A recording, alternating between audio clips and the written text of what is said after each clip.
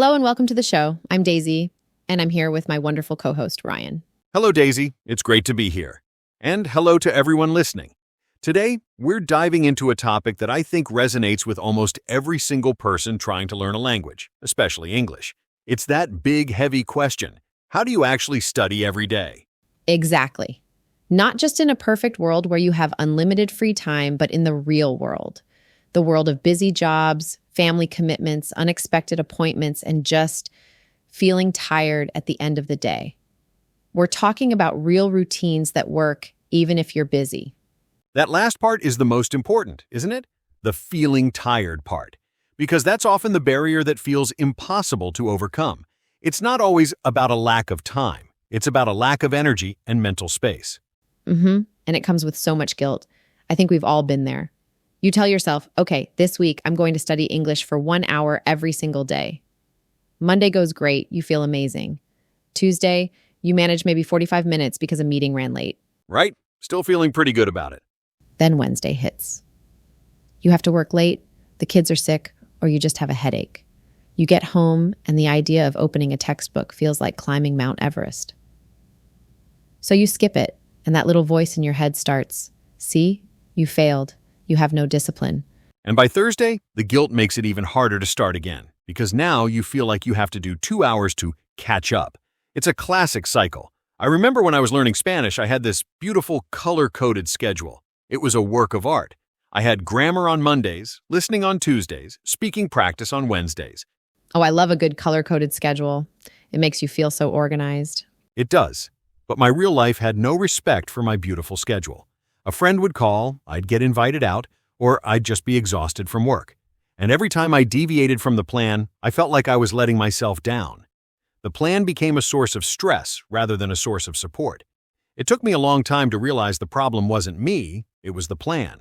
That is such a key insight. The problem isn't your motivation or your discipline. It's the system you're trying to use. We have this idea that learning has to look a certain way, sitting at a desk with a book in complete silence for a long, uninterrupted block of time. But for most adults, that's a fantasy. Our lives are messy and unpredictable. They are. So the goal of our conversation today is to completely reframe what studying every day means. We want to take that pressure off and replace it with something that is sustainable, flexible, and even enjoyable. It's about moving from an all-or-nothing mindset to a something is always better than nothing mindset. I love that. The all-or-nothing trap is so powerful. You think, if I can't do my full hour of study, I might as well do nothing. And so we do nothing.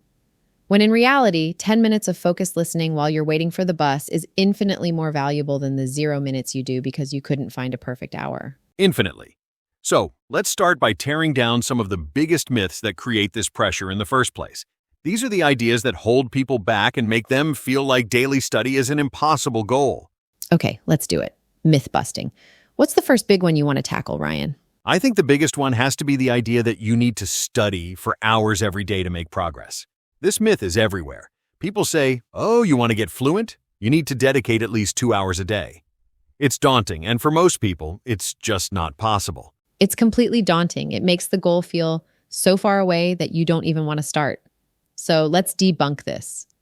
Why is this idea that you need hours a day a myth? Because it prioritizes quantity over quality. Our brains can only absorb so much new information in one sitting, especially when we're tired after a long day. A focused, high-quality 15-minute session is far more effective than 2 hours of distracted, low-quality studying where you're half watching TV and scrolling through your phone. Right. It's the difference between active engagement and just being present while English is happening somewhere in the background. Think about it. If you spend 15 minutes actively listening to a podcast, maybe you pause it, repeat a few sentences, look up one new word. That information is much more likely to stick. Exactly. It's like watering a plant. Drowning it with water once a month is not as effective as giving it a small amount of water every day.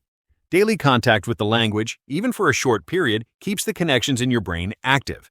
It tells your brain, hey, this English thing is important. Let's keep it accessible. A long, infrequent session forces your brain to constantly play catch-up. That's a great analogy. So the myth is busted. You don't need hours, you need consistency. 15 to 20 minutes of focused effort every day will compound into massive progress over time. Okay, what's the second myth? This one is a personal enemy of mine. I have a feeling I know what it is. Is it the idea that you must feel motivated to study?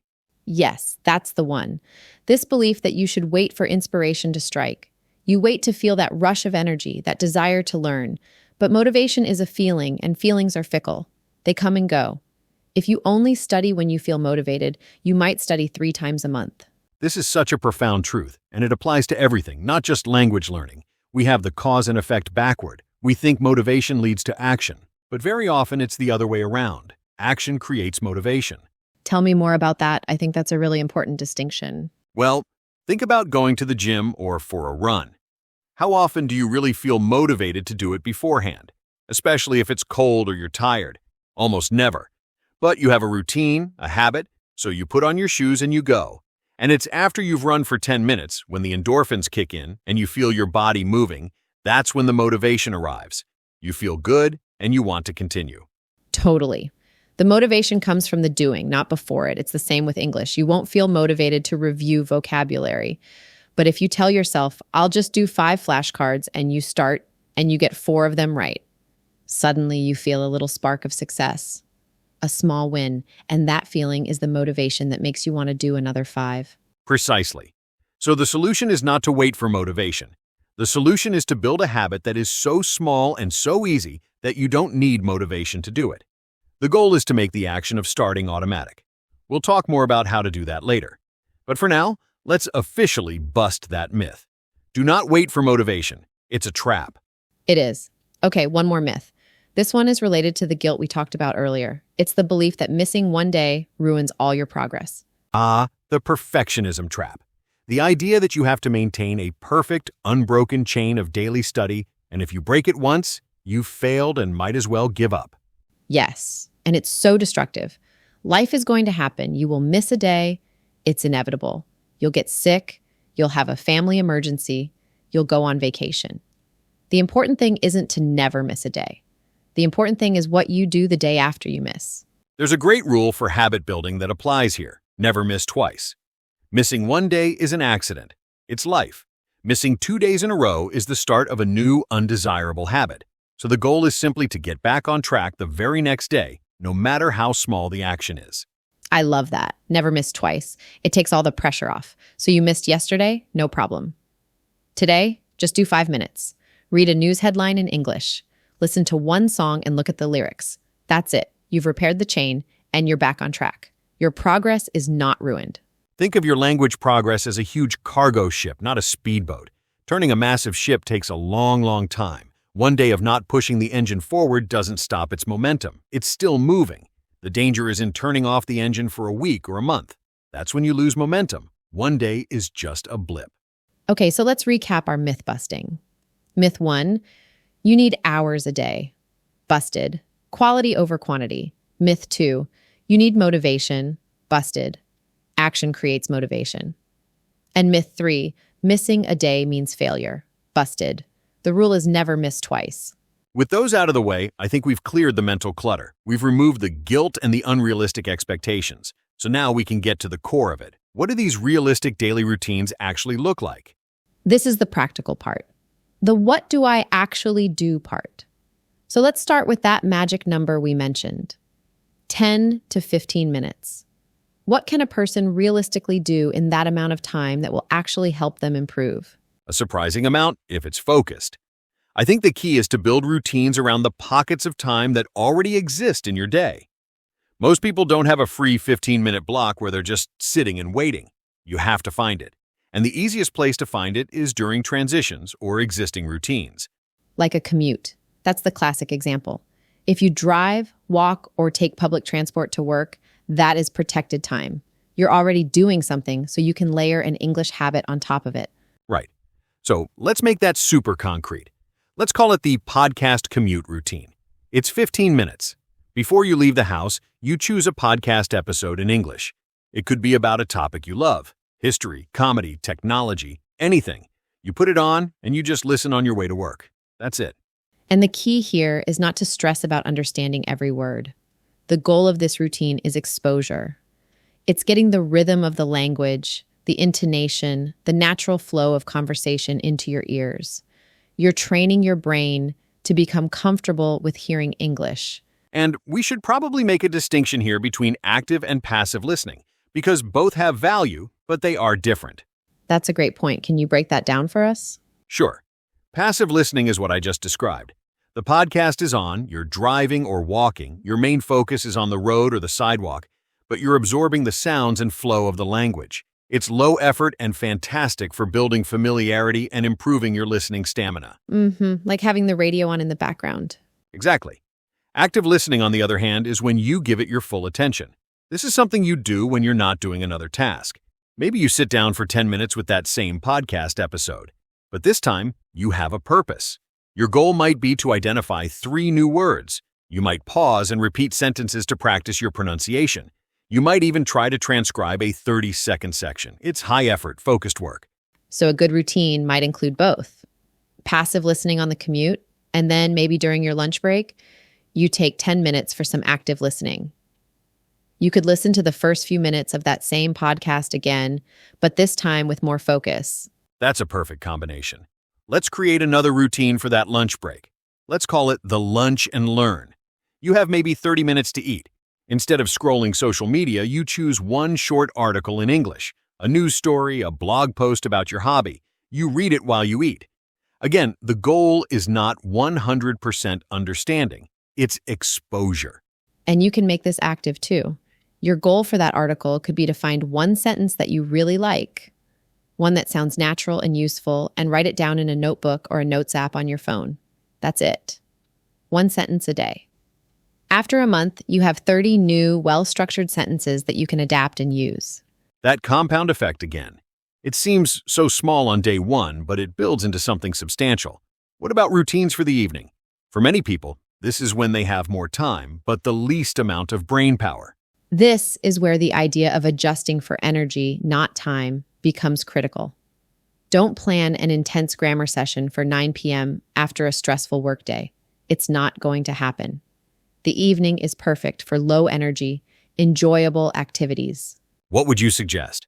Well, what do most people do in the evening to relax? They watch TV or movies. So a simple routine is the Netflix switch. Watch a show you already know and love, but watch it in English with English subtitles. Because you already know the plot, you don't have to struggle to follow along. You can just relax and absorb the dialogue.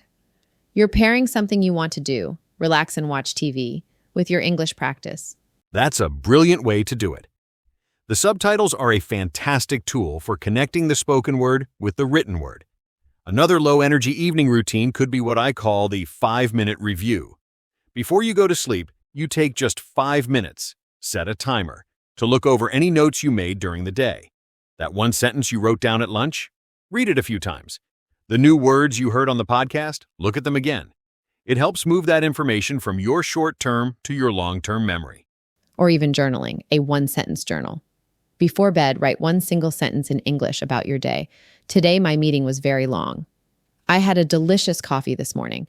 It's not about writing a beautiful essay. It's about activating the production part of your brain, even for just a moment. So we have routines for the commute, for lunch, for the evening. And notice that none of these require you to find a magical, empty hour in your day. They are all integrated into things you are already doing: commuting, eating, relaxing. And they're all flexible. This is the most important part. You need a menu of options, not a rigid plan. This brings us back to the energy idea. Maybe on Monday, you have lots of energy, so you do an active listening session at lunch. But on Tuesday, you're exhausted, so you just do passive listening on the commute and watch a movie in the evening. You still had 2 touch points with English, but you adjusted for your energy level. This concept of an energy-appropriate study plan is a game changer because it removes the main reason people fail, trying to force a high-energy activity into a low-energy moment. It's like trying to sprint at the end of a marathon. It's not a good strategy. Exactly. You need to have I'm exhausted, but I still want to do something plan. And for me, that's usually listening to music in English and reading the lyrics or watching short, funny videos on YouTube. It feels like entertainment, but it's still practice. What's your go-to for a low-energy day, Ryan? Right? For me, it's reading something I find very easy and enjoyable. Maybe a comic book or a graded reader. Something where I'm not struggling with vocabulary and I can just enjoy the story. It feels like a treat, not a chore. The point is to keep the streak alive and maintain contact with the language without draining your already low energy reserves. Okay, so we have these fantastic practical ideas, but knowing what to do is only half the battle. The other half is actually doing it consistently. This brings us into the psychology of it all. How do we make these routines stick? This is where understanding a bit about how habits are formed can make all the difference. The first principle, which we've touched on, is valuing consistency over intensity. The tortoise and the hare, slow and steady wins the race. Exactly. A massive, intense 3-hour study session on a Saturday is the hare. It looks impressive, but it's unsustainable and leads to burnout. 15 minutes every day is the tortoise. It doesn't look like much each day, but over a year, that's over 90 hours of focused study. The hare, who burns out and gives up after 3 weeks, has done maybe 10 or 12 hours. The tortoise wins by a huge margin. When you put it in those terms, the maths is undeniable. So how do we ensure that consistency? There's a popular technique called habit stacking. Can you explain how that works? Habit stacking is a wonderfully simple and effective idea. The principle is to link your new desired habit, studying English, to an existing solid habit that you already do automatically. You stack the new habit on top of the old one. So you don't need to find new time or rely on willpower. You just use the momentum of an existing routine. Precisely. The formula is, after current habit, I will, new habit. For example, most people make coffee or tea in the morning. That's a solid existing habit. So you could say, after I press the start button on my coffee maker, I will review 3 vocabulary words on my phone.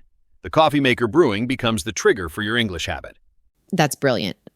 It's only a 2-minute activity, but it's guaranteed to happen because you always make coffee. Or, after I finish brushing my teeth at night, I will write my 1 sentence in my English journal. Brushing your teeth is the trigger. And it works for bigger things too. When I sit down on the train for my commute, I will put my headphones in and start my English podcast. The action of sitting on the train triggers the habit. By linking it to something you already do, you remove the decision-making process. You don't have to ask yourself, should I study now? The decision is already made. That's what drains all the energy, isn't it? The constant negotiation with yourself. Am I too tired? Should I do it later? What should I study? Habit stacking automates the start, which is the hardest part. It is. So that's a very practical tool. The next psychological hurdle is one we've touched on, perfectionism. The need to do things perfectly, to understand everything, to never make mistakes. This is poison for language learning. It really is, because it makes you afraid to try. You don't want to speak because you might make a grammar mistake. You don't want to read an article because you know you won't understand every word. So you end up doing nothing, which is the only way to be perfectly safe from mistakes and from progress. How do you advise people to overcome that? By consciously shifting the goal. The goal is not perfection. The goal is communication and connection. When you're listening to a podcast, your goal isn't to understand 100% of it. Your goal is to get the main idea or to learn one new phrase. Set a small, achievable goal. I remember being terrified to speak Spanish when I was starting out. I felt so foolish. What did you do? I had a wonderful teacher who told me to adopt a good enough mindset. When I was ordering coffee, my goal wasn't to have a perfect accent and flawless grammar. My goal was to walk away with a cup of coffee. As long as I got the coffee, the communication was a success. That took so much pressure off. The coffee was the goal. The language was just the tool. That's such a freeing perspective. The goal is the outcome, not the performance. So when you're reading an article, the goal is to learn something new about the topic, not to pass a vocabulary test on the article. It allows you to relax and actually enjoy the process. Right. And that brings us to the last piece of the psychology puzzle, how to restart after you've stopped. Because it will happen. You'll go on a 2-week vacation or have a really intense project at work, and your routine will fall apart completely. The perfectionist mindset says, well, it's over. I failed. How do we combat that? You have to make restarting as easy as possible. The biggest mistake people make is trying to jump back in at the same level they were at before the break. If you were doing 30 minutes a day before, trying to start again with 30 minutes feels like a huge mountain to climb. The guilt and the pressure are immense. So you should start small again? Even smaller than you think. Absurdly small. Your goal for the first day back is just to get a win. So commit to just 2 minutes. Listen to one song in English. Read 5 news headlines. The goal is not to make huge progress. The goal is to break the inertia of not doing anything. It's to remind yourself that you are someone who studies English. Once you've done that 2 minutes, you've broken the seal. The next day, maybe you do 5 minutes, then 10. You gradually ramp back up. It's a gentle re-entry, not a shocking plunge into cold water. It's compassionate, and more importantly, it actually works. Okay, I think all these ideas are amazing in theory, but I find it really helps to see what it looks like in practice. Could we walk through what a real week of this kind of flexible, energy-based English study might actually look like for a busy person? An excellent idea. Let's imagine a fictional listener. We'll call her Sophia. She's a project manager, she has a family, and her schedule is pretty demanding. She wants to improve her English for her career. What does her week look like if she applies these principles? Okay, let's start with Monday. Mondays are always hectic. Sophia has back-to-back meetings. She knows she won't have the mental energy for active study. So, on her 20-minute drive to work, she puts on an English news podcast. She's not trying to memorize facts. She's just doing passive listening to get her ears tuned in. In the evening, she's exhausted, so she does nothing else. But she had 20 minutes of contact. That's a win. Total win. Okay, Tuesday. Her morning is still busy, but she has a bit of a lighter afternoon. She does the same podcast commute. But during her lunch break, she feels she has a bit more energy. So, she takes 15 minutes to read an article related to her industry in English. She highlights 2 phrases that seem useful for her job and emails them to herself. Total study time, about 35 minutes, split into 2 manageable chunks. Perfect. Now it's Wednesday. It's a really stressful day. A big deadline is looming. She has no time for lunch and she has to work late. This is a day where the old Sophia would have felt guilty and stressed. But the new Sophia knows it's a low-energy day. Her only English practice is changing the language on her favorite social media app to English. So as she's scrolling for 5 minutes before bed to de-stress, she's seeing posts and comments in English. It's minimal, but it's not zero. And it keeps the connection alive. That's the key. Thursday, the project is delivered. She feels tired but accomplished. She does her podcast commute. In the evening, she wants to relax, so she and her partner watch a movie. They decide to watch it in English with their native language subtitles on. It's enjoyable, low pressure, but still great exposure to natural conversation. Friday arrives. She's feeling good. The week is almost over. She does her podcast commute. At lunch, she feels motivated, so she does something more active. She uses a language exchange app to write a short message to a partner, talking about her week. Then she listens to one of her favorite songs in English 3 times, following along with the lyrics. It's fun and feels like a reward. Then we get to the weekend. This is where you can have a bit more intensity if you feel like it.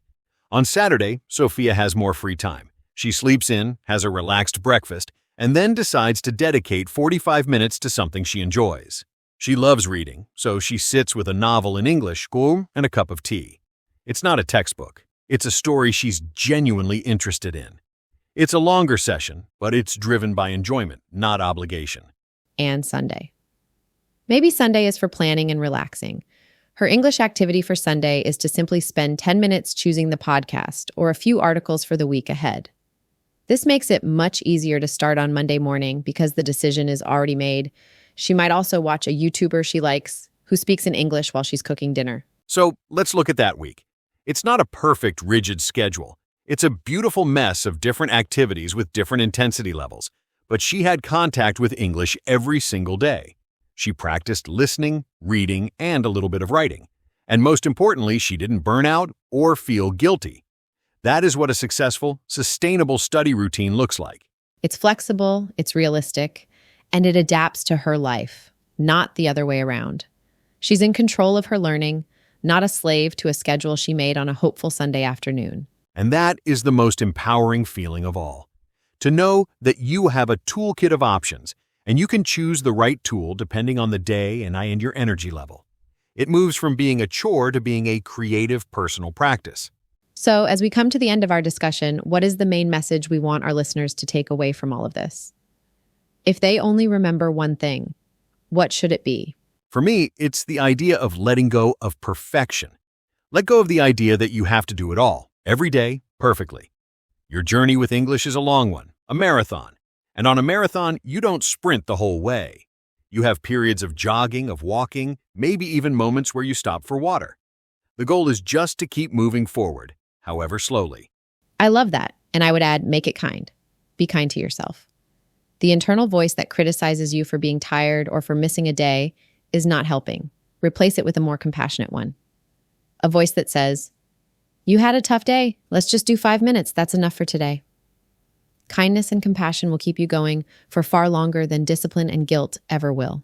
Progress over perfection, every single time.